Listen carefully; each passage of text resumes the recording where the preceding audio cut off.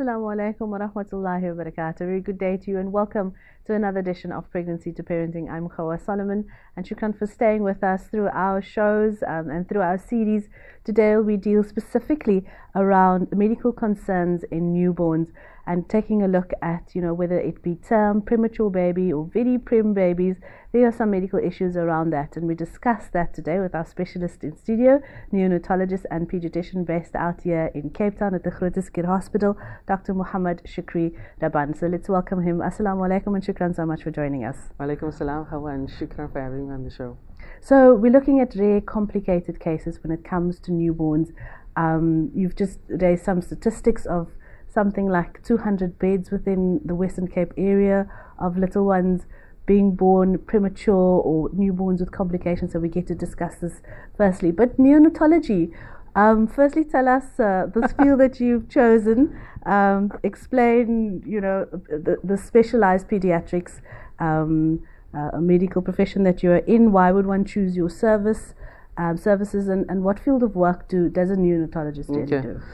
So first of all, you'd qualify as a medical doctor, so that would be your 6 years of study. Okay. You'd complete your 2 years of internship on community service.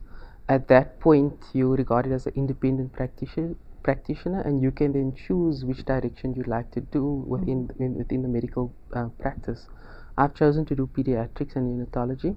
So pediatrics is a 4-year training course during which you would rotate through all the major disciplines within pediatrics. At the end of 4 years, and hopefully at the successful completion of your studies, you'll be regarded as a pediatrician, at which point again you can also practice independently as a general practitioner, pediatrics, both in a private and a state facility. The option does though exist to further one's studies in the subspecialty training, of which neonatology is a subspecialist branch in pediatrics. That's an additional 2 years of study, and a neonatologist is trained to deal with complex and high-risk situations involving newborn babies.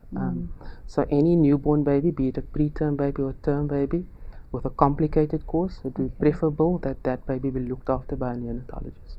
Correct. So you guys are both private and public sector? Yes, we practice in both private and public sector. So talk to us about some of the birth complications that does arise and the differences around those that are resolved within just a few hours or a day or two when it comes to newborns, and those that needs a little bit more doctoring or monitoring. I think earlier we spoke about it, and I said in South Africa there are about 1 million babies born a year, of which 15% of those are preterm babies. So that's 1 in 7 of all pregnancies. 1 of 7 pregnancies may end up having a premature baby. Okay. Fortunately though, that means that 85 to 90% are term babies, most of which will transition extremely well and uneventfully from the intrauterine environment to the extrauterine environment. So from a term perspective, so in a layman's term, perspective, it's a pregnancy that has progressed 9 months. Okay, so a 9-month pregnancy, which we all expect to have once we hear the news that a couple is pregnant. I don't know, sometimes it feels like 10 months. I suppose for some women it does. I can't vouch for that. Okay. But so for term babies, we seldomly expect there to be any problems in the newborn period. There are those few though that may have congenital abnormalities, which may have been detected antenatally by ultrasound or detected postnatally. So they may need some additional tests and care and investigations and diagnosis as to what they may be and what the cause would be. And then very few newborn babies, term babies, are then also sometimes readmitted for phototherapy for those who have developed jaundice. 80% of babies develop jaundice, but only a few of them actually needs intervention by way of phototherapy to reduce the levels of jaundice. With regards to the term baby, there are multiple issues that may occur with preterm and be associated with preterm babies. I think firstly I need to define what a preterm baby is. Yes. So a baby is termed premature if the baby is born alive and before 37 weeks, completed 37 weeks of pregnancy. Okay. So that also equates to about 9 months of pregnancy. All right. In that definition, we also then further categorize them according to their levels of prematurity. Mm-hmm. So fortunate for us also, roughly 85% of those babies will be defined as moderate to late preterm babies. So those are preterm babies that are born between 32 weeks of gestation, just before 37 weeks of gestation.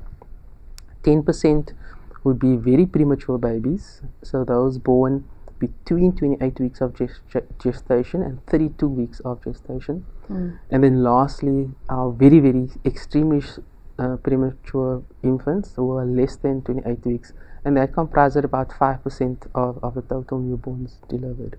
Okay, so let's discuss and look at the complicated cases. And you've mentioned jaundice 1, which is found both in what you've mentioned now, term babies, so it could be found maybe in preterm babies yes, as well, definitely. or premature. So in preterm babies, the complications are dependent on the baby's gestational age at delivery, so how premature they are at delivery, the baby's weight, and what the specific needs are for that preterm baby. Okay. If we're just going to look at a few examples, so the skin in a premature baby is very immature, and we do know that as a result of that prematurity, in some instances, the skin can look quite transparent. They lose lots of fluid via their skin, and also as a result of that, they are unable to regulate their temperatures. And for that reason, preterm babies need to be incubated in incubators to keep them warm and to help them regulate their temperatures. Neonatologists would also, for babies born less than 30 weeks. Look at that tiny little one. Yeah, that would be typically a 28-week infant, around about 1,000 grams.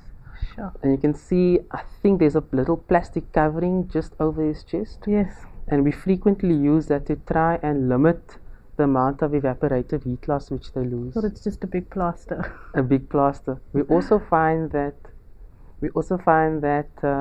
That's a feeding tube in. That's a feeding tube in the nose, and a little cap to keep the baby warm. And that is the mother, and we frequently allow that for them to hold the baby's hand, and they have a primitive reflex called the grasp reflex. Okay. So if you put your finger in the palm of the baby's hand, he's going to grasp your hand. Which that's from 28 weeks already. Most of the primitive reflexes start occurring from 28 weeks and 32 weeks of age. Okay. And moms find that really rewarding and reassuring if the baby actually grabs the hand. Yes. Yeah. Oh gosh. Okay. So looking at those babies like that now of course needs a little bit more monitoring and needs to be in the incubator, maybe in ICU for a little bit longer. Take us through some of those causes why these medical concerns or conditions happens, why babies are born with it. We know one of it is because the baby is premature. What are the medical cases that comes with prematurity? Okay, so in addition to the skin, we know if a baby is born premature, the entire body is premature. Okay. The lungs in particular are affected, and so babies that are born premature lack the substance called surfactant. Surfactant is a substance that is inherently produced by the lungs itself, and the purpose of surfactant is to keep the lungs open to allow for gases exchange to take place and for baby to generate oxygen that is transported through the rest of the body.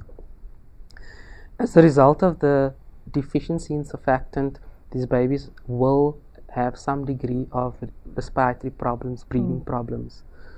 And depending on the severity of the breathing problems, there are various modalities which we can use to support the respiratory function whilst the baby grows, whilst the baby matures, and whilst the baby's lungs mature. So that's the lungs. The heart itself. Commonly, preterm babies are sometimes born with low blood pressure, and then we need to support the blood pressure to keep the blood pressure up. And also in utero, there's a connection, the baby has a connection between the big arteries, between the aorta and the pulmonary arteries, which is critical while the baby is in utero. However, at the time of delivery, this ductus arteriosus may persist, called the persistent ductus arteriosus. Generally, the natural history is for the duct to close, but in some instances the duct remains open, which some people may refer to as a hole in the heart. Yes. And that may cause the baby some hemodynamic instability, and resulting that the baby may require oxygen for longer periods of time. And the heart may also suffer as a result of the patent ductus arteriosus. Secondly, feeding a preterm baby is very, very challenging. Reason being that the suck reflex and the swallowing reflex only matures at 35 weeks of age. So any baby born before 35 weeks of age will not be able to suckle on the mom. And for that reason, as we saw the baby in the insert as a nasogastric tube in, because that would be the only way for us to feed the baby, to get nutrition in the baby. The it's a intragastric tube, so it can be inserted through the nose and through the mouth. Preferably, by and large, we need to endeavor to feed the babies with breast milk. Okay. And the mother's breast milk is the best breast milk for that baby. And I always tell the patients that the greatest contribution to the survival of the prem baby is not the neonatal ICU staff's expertise or the doctor's expertise. It's the mom's ability to provide breast milk for her baby. I want to come back with that question, because at the time baby is 28 weeks, I think generally in that stage of pregnancy is mom producing the breast milk that she needs to as well to express at that time, because does that not come later on when in your last trimester, you would say, because premature birth would really happen around the late second trimester of pregnancy. So is the mom equipped with the necessary breast milk to feed that baby? But more after this short break. So stay with us as we discuss medical concerns with your newborn. Back in a moment.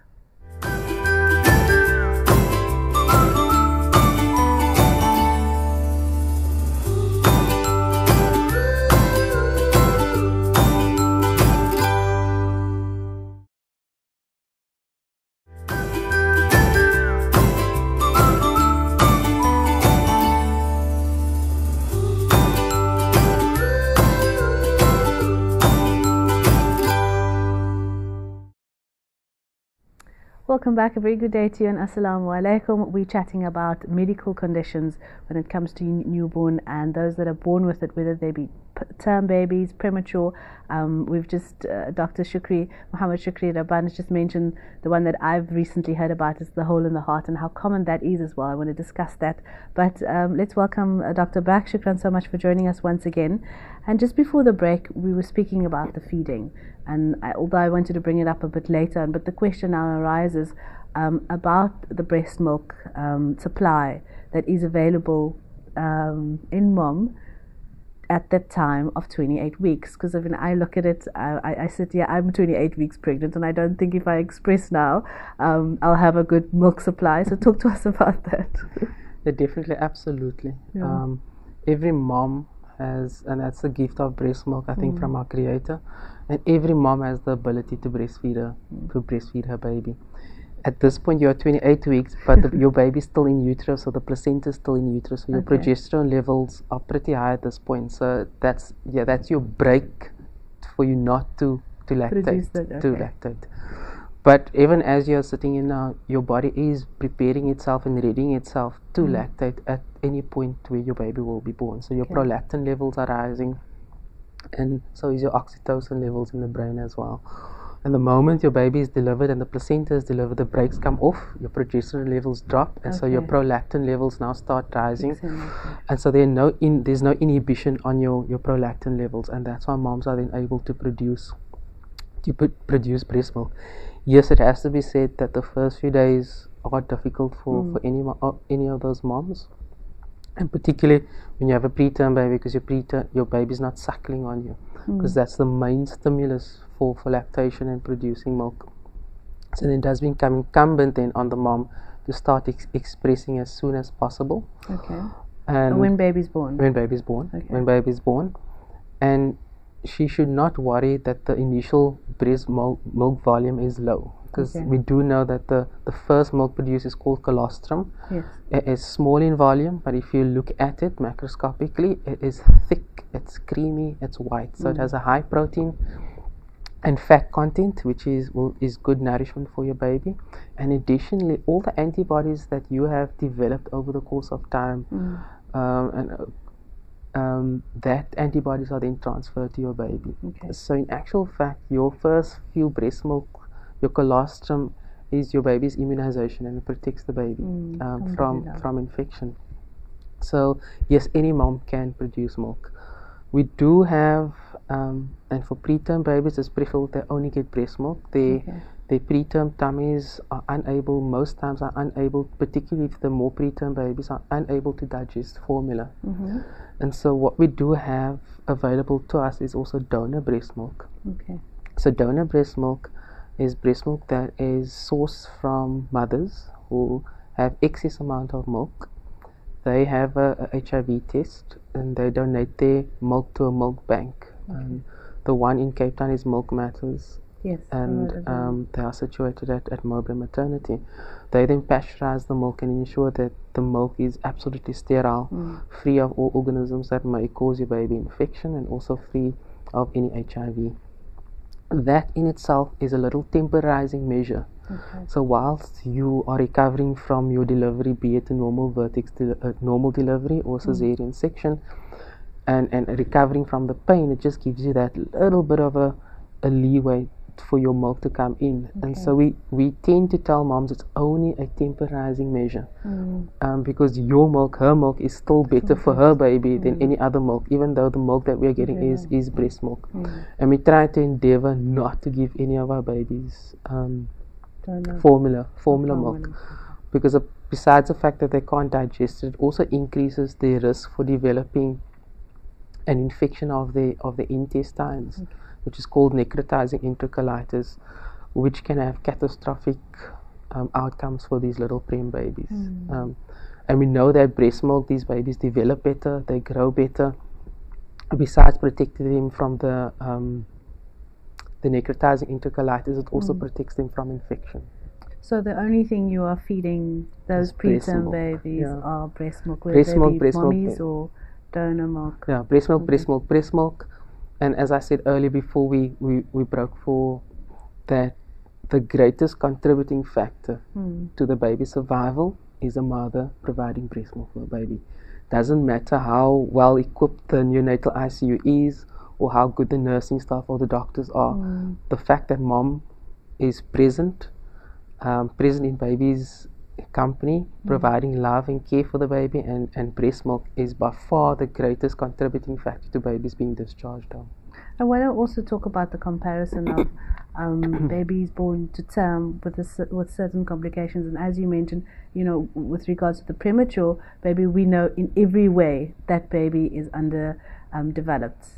So there are issues in every part of that baby. But before we get to that, I want to talk about how important those first few minutes or even hour is of the birth of the baby, when you are aware that there is a medical condition and that's known before birth already. So how important is that time? Let's deal with the term baby initially. Even though we said that most term babies will transition well from intrauterine to extrauterine life, that first hour is also particularly important, even if the baby is absolutely healthy. So in the first hour, whether mom has had a normal delivery or a cesarean section, it's encouraged that the baby start rooming in with mom almost immediately. So that kangaroo mother care should start immediately after whether the delivery. baby is ill or not. If the baby is ill, the baby would then be assessed by the clinicians and then decide whether they need to take the baby down to the neonatal ICU. But in a normal term delivery, KMC should be started as soon as possible. And breastfeeding should be started within the first hour of life. The baby should latch within the first hour of life. The earlier the baby latches, the higher the chance that breastfeeding will be successful and maintained for longer periods of time. And the WHO, the World Health Organization, the recommendation is exclusive at least for 6 months. Exclusive breastfeeding for at least the first 6 months of life, up until 2 years. So the term baby, where we anticipate potential problems, so as we said earlier, it will probably be congenital abnormalities. So at that point, we'll have a team ready to be at the baby, and depending on what we expect, it will determine what kind of care we institute.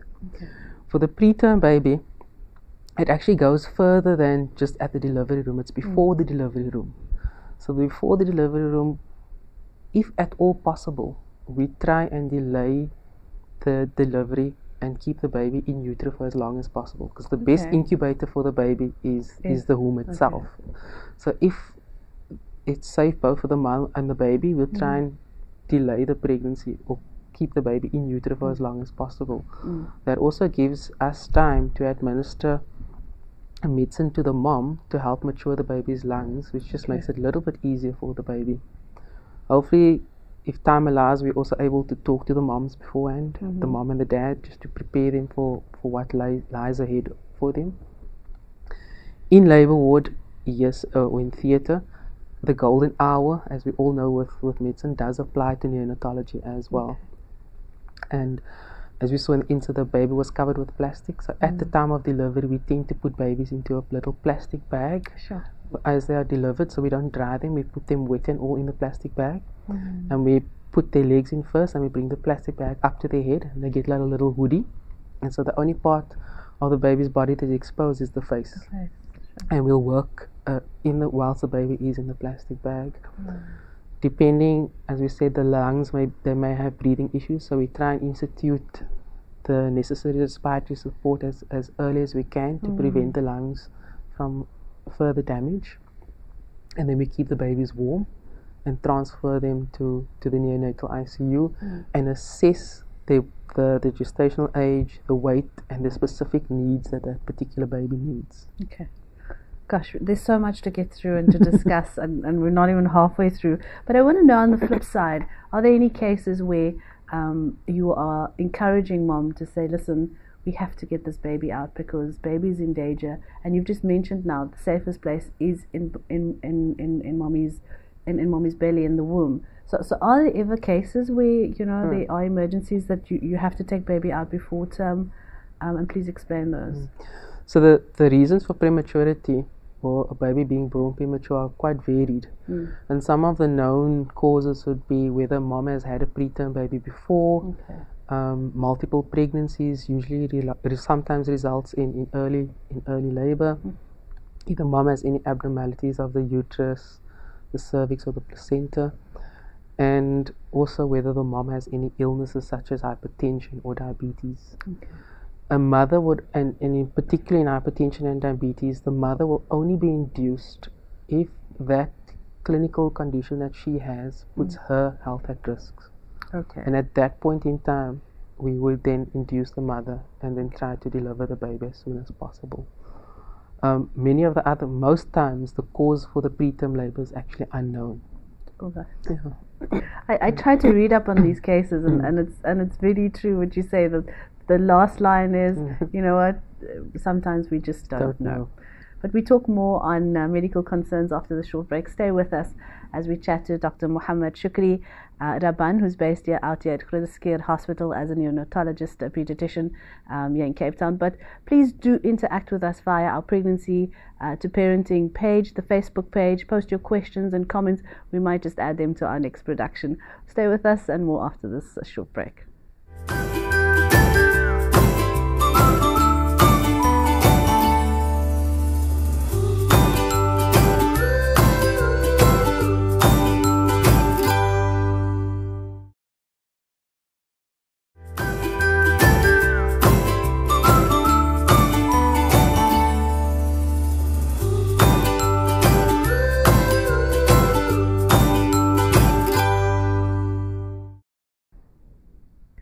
Assalamu alaikum. Welcome back. We're chatting about medical concerns in your newborn. Some very rare cases that are explained. Sometimes it mostly happens around premature babies and preterm babies, but there are conditions when term babies are born with some medical concerns. In studio we have Dr. Mohammed Shukri Rabban, who's practicing out at the Groote Schuur and Gatesville Medical Center as well. Welcome back, Doctor. Looking at the time baby spends in hospital, as you said, there's some preparations around, and when mom's health, just before the break, as you explained, when mom's health is a concern, those are the times when we're going to be taking baby out of the safe place. But looking at that big question of, how long baby is going to be spending in hospital, and here comes now, the term or the premature preterm baby, and their duration of recovery could be anything like a month or from 2 days to a month, eh? Yeah. So the duration of hospital stay will be determined by the gestational age of the baby at delivery, the weight of the baby at delivery, and what specific needs there are. Yes, it can be assumed that the more preterm the baby is, the longer the duration of stay. So preterm babies at 28 weeks, as an example, could stay anything from 4 weeks to 6 weeks. It depends, and it also depends what happens during that course of the stay. And so we would then, for a 28 week, say you're very likely going to stay 2 months in. The baby will stay 2 months in hospital. But it really does come down to what the needs are, what the specific needs are, and how preterm the babies are born. And looking at the support staff of where baby's home is, and we know that the ICU, immediately when there's a concern and some medical issues, the ICU is the first place, the first home of that baby, and stays there for quite a long time. So talk to us about that neonatal ICU. Yeah, that's true. When a couple finds out that they're pregnant, that expectant couple, they're overjoyed, they're excited, and they're excitedly making plans. And I don't think at any one point in time it crosses their mind, it barely crosses their mind that they may have a premature baby. So when suddenly and unexpectedly this preterm baby is delivered, much earlier than anticipated, and also much smaller and much more fragile than anticipated, it is a situation that can be worrisome to the parents, and it is a frightening situation. So as clinicians and healthcare workers and nursing staff, if the time is available to us, we'll try and counsel the moms beforehand to prepare them in terms of how we're going to manage the babies. When the mom and the dad then visit for the first time, we'll take them through the equipment that's present, the alarms that may be going off at the time, what kind of tubes we have present in the baby. So in that one over there, you'll see the baby's on a CPAP device. A CPAP device is a device which delivers oxygen to the baby and also delivers oxygen under pressure, which allows the baby's preterm lungs to stay open. And you'll see the baby is also hooked up to several devices. Down on the left foot there's a little red flash of light. That's a pulse oximeter, so that's monitoring the baby's oxygen saturations in the baby's blood. On the chest there are also some leads that will monitor the heart rate of the blood. And then there's a specific line placed, an IV line placed to provide nutrition for the baby. So we take the mom through all of these equipment that the baby's attached on, so she becomes familiar with it, and she becomes comfortable with the baby on that as well. And at some point the mom would be more knowledgeable, and we find that the greater support structure besides the medical staff are also the other moms who become the support structure for the new moms that are coming in. So they provide the support, the encouragement, and keeping moms positive, because at any point in time what we want as medical practitioners is to have the support of the parents and to also ensure that they remain positive during this journey, because it's going to be a slow and steady journey. It's going to be a slow and steady journey. That baby would still have had, if it was a 28 week, still had 2 months to develop in the womb. So we're going to need to take that 2 months and slowly develop the baby outside of the womb. So it's a slow and steady process, and we need to work through this with the parents, and we journey with them as they journey with their babies.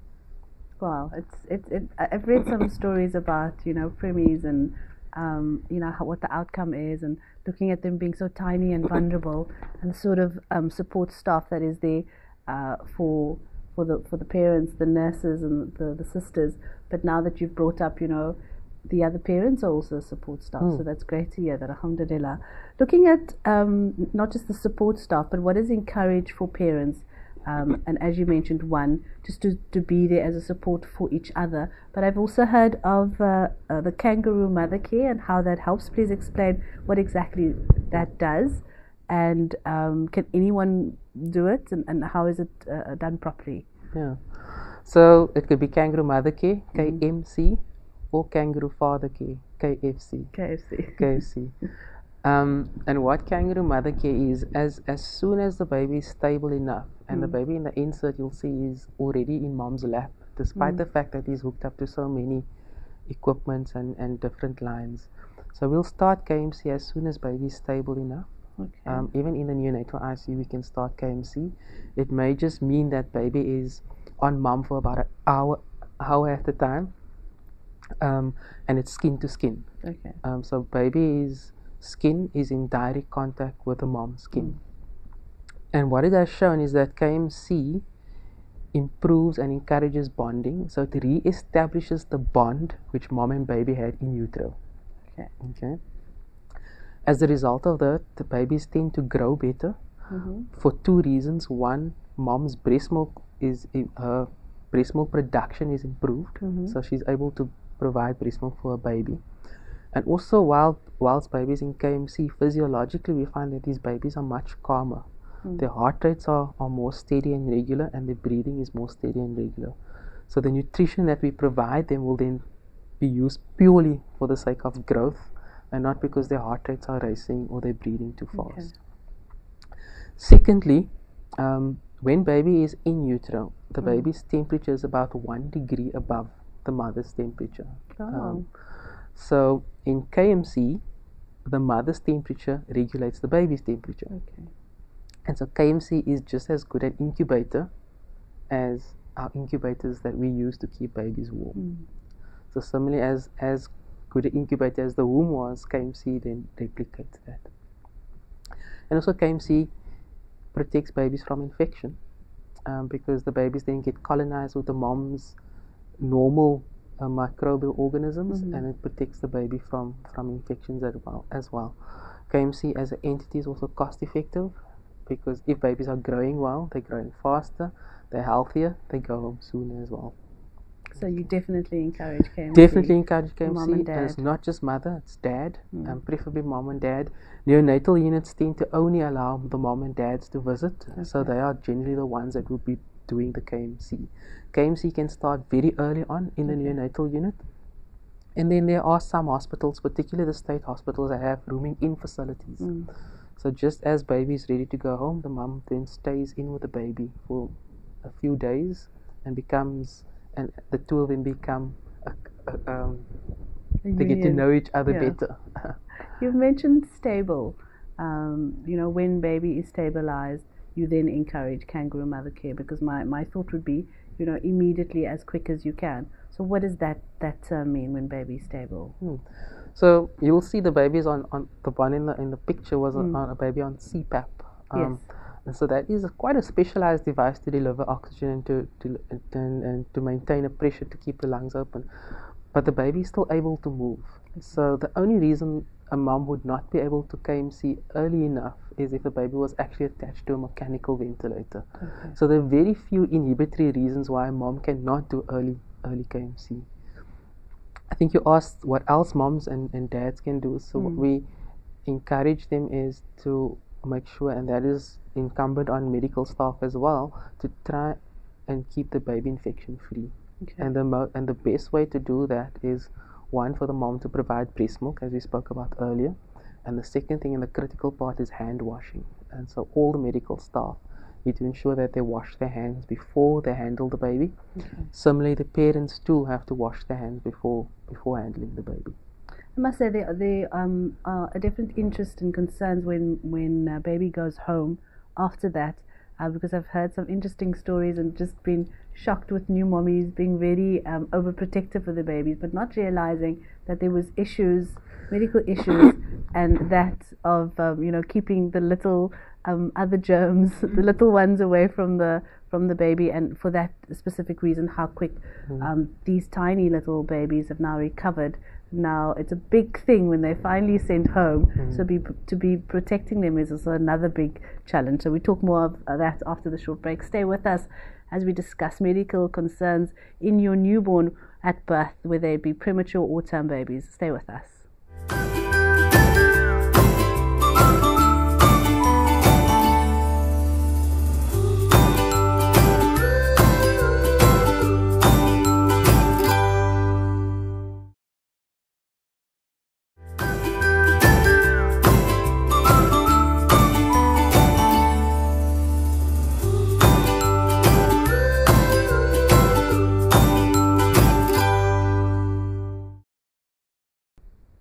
Assalamu alaikum, welcome back, and we're chatting to Dr. Mohammed Shukri Rabban, who's based out here in Cape Town, Grooteskiet Hospital, as well as Gatesville Medical Centre, a neonatologist specialist and pediatrician, and we're talking about medical concerns in the newborn, babies born with a hole in their heart. We're gonna bring that up in a minute, and of course, preparing your term or premature baby that's been in the neonatal ICU for a while, taking that little one home as well. We've discussed issues around that, but there's been some interesting questions from our viewers as well, so we're going to try and pop that in.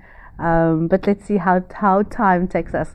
Welcome back, Doctor. Looking at the feeding, you've mentioned and reiterated, and I'm so glad that you had around the breast milk issue. My question still comes up when you talk about sick babies and the fact that you've mentioned that the latching on only is then established at 3-5 weeks. So let's talk about that reflexes of the sucking and the latching on that is not there at a premature baby, and also, are there any sort of issues around prolonged tube feeding when that tube is inserted? Because of course that is how baby is being fed up until when baby is ready to latch on. Let's discuss that. Okay. So as we said earlier, the suck reflex and the swallowing reflex is only going to develop at 35 weeks, as you rightly say. And up until that point, we have no other alternative but to deliver the nutrition via the tube.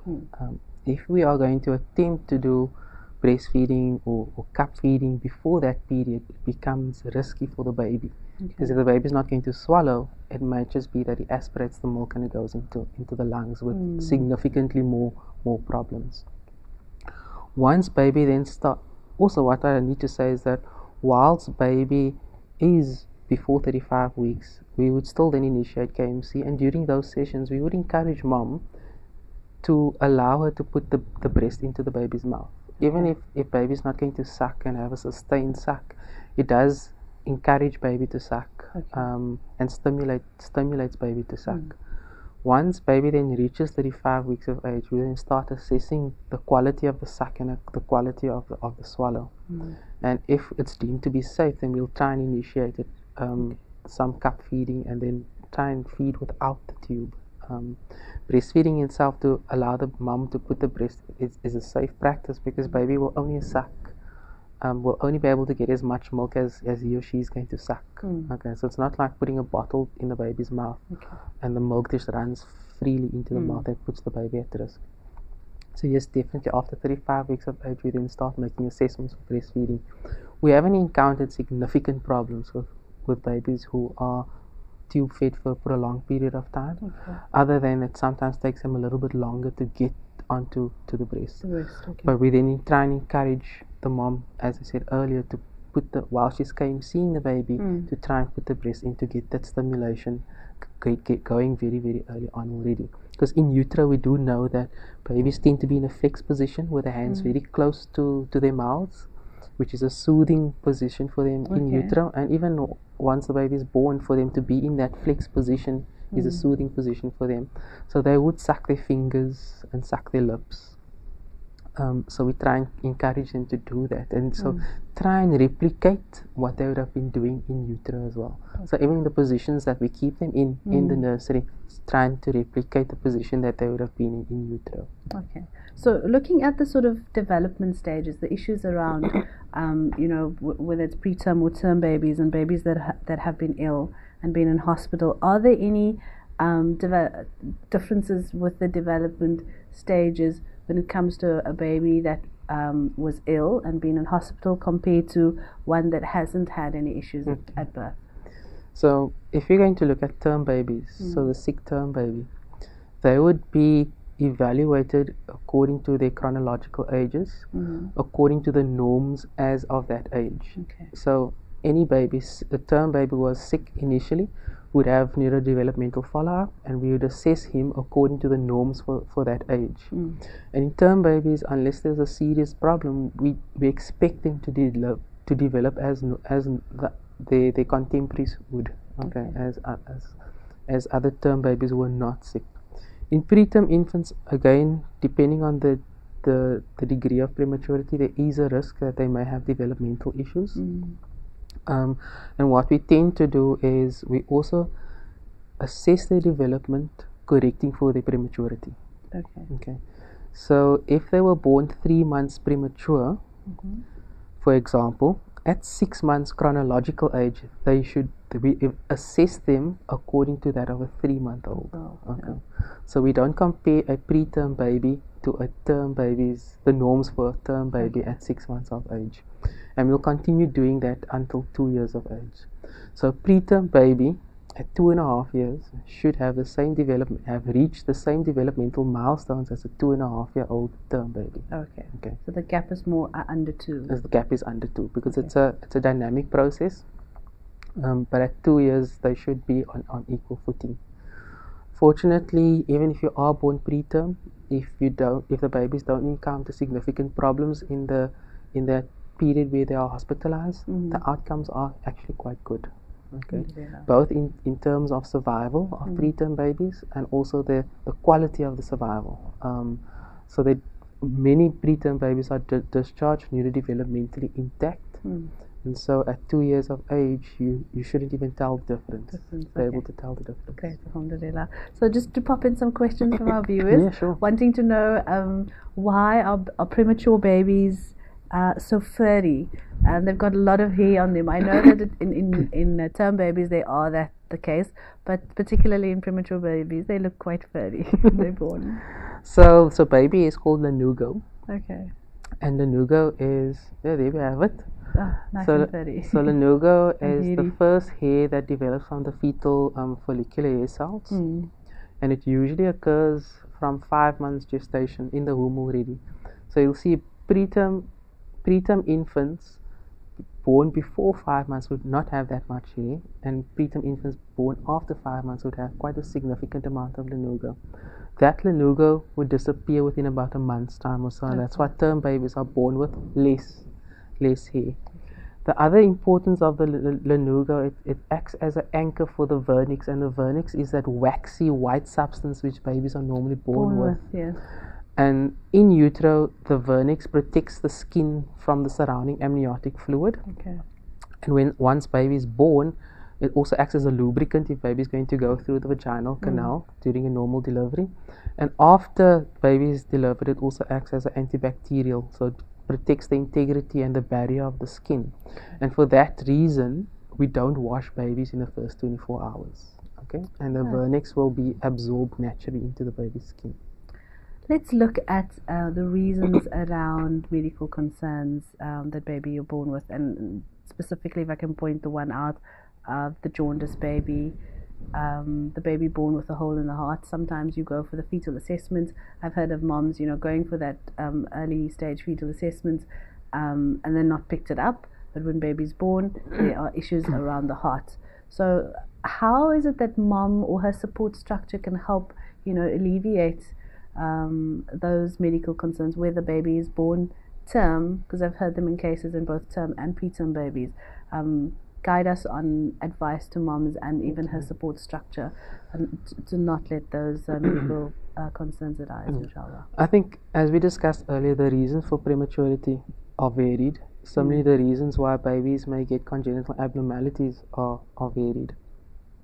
And so the prevention of prematurity and the prevention of certain congenital abnormalities would be determined by the specific cause. So if mom has medical conditions preceding the pregnancy or during pregnancy, those medical conditions have to be adequately addressed by the physicians who are caring for the mom.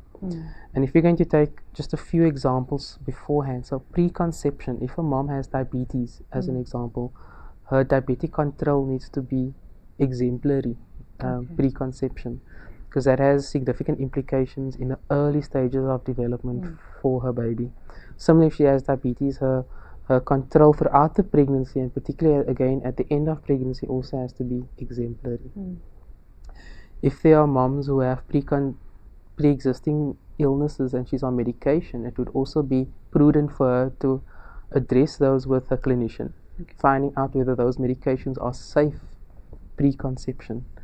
So if they are planning a pregnancy, there may need to be a change in medication, because some of the medications are teratogenic. So teratogenic are medications that can influence the development of the baby in that first trimester of delivery. So pre-existing conditions need to be optimized pre-conception, and there may need to be certain modifications made to medications which are safe during pregnancy, particularly early in pregnancy. Shukran. And unfortunately, we need to wrap up in about 30-60 seconds. If you could just guide us on some advice when taking your sick baby who has now been remedied and well, good road to recovery, how they should be handled when taking them home. Okay.